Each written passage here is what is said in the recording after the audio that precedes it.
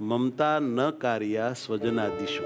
આ બહુ મોટી મુશ્કેલી ઊભી કરે એવી માયા છે મમતા. કેમ જે દેહમાં અહમબુદ્ધિ અને દેહ સંબંધી પદાર્થોમાં મમત્વ બુદ્ધિ, એને જ માયા કહેવામાં આવે છે.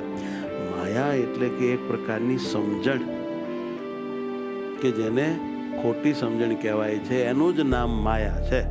આમ રિયલી તો વસ્તુ પદાર્થ વગેરે એને માયા આપણે માનીએ છીએ, પણ એ માયા આપણી માયા નથી, એ ભગવાનની માયા છે. અનંત કોટી બ્રહ્માંડ છે એ માયા છે, પણ એ આપણી નથી, એ ભગવાનની છે.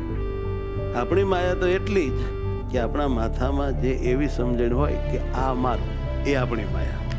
આ વાત સમજજો, બહુ સમજવા જેવી આ વાત છે.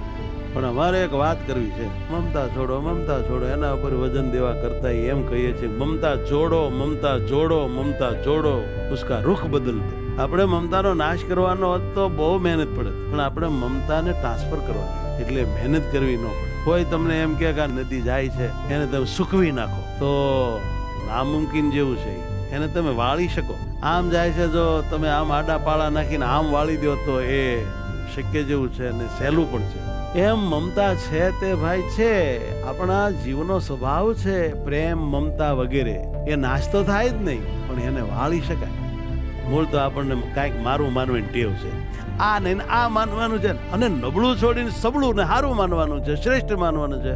આપણે કાંઈ મમતા એ ટાળવાના નથી, એને વાળી લેવાના છે. નાશવંતમાંથી એને અવિનાશીમાં લઈ લેવાના છે. દેહ નાશવંત છે, આત્મા અવિનાશી છે. દેહમાં છે અમતા મમતા, એ આત્મા મળ્યો. આ લોક નાશવંત છે, અક્ષરધામ અવિનાશી છે. નાશવંત લોકમાં જે કાંઈ મમતા પ્રીતિ છે એ વાળી લો ધામમાં. અને વળી દેહના સગા સંબંધીઓ બધા નાશવંત છે, સ્વાર્થી છે, એમાંથી હેત મમતા વાળી લ્યો અને ભગવાનના સંતો ભક્તોમાં કરી નાખો. કેટલું હેલું. અને આ જગતના સુખો છે, પદાર્થો છે, એમાં આપણને હેત ને મમતા છે, એને વાળીને મહારાજની મૂર્તિના સુખમાં અને મૂર્તિમાં આપણે હેત મમતા વાળી લઈ. ટાળવું અઘરું પડે, પણ વાળવું તો મુમકિન છે ને હેલું છે. ગભરાવાની કોઈ વાત નથી. આગે બઢો, હમ તુમ્હારે સાથ. બસ આ વાત છે, આ યુક્તિ છે.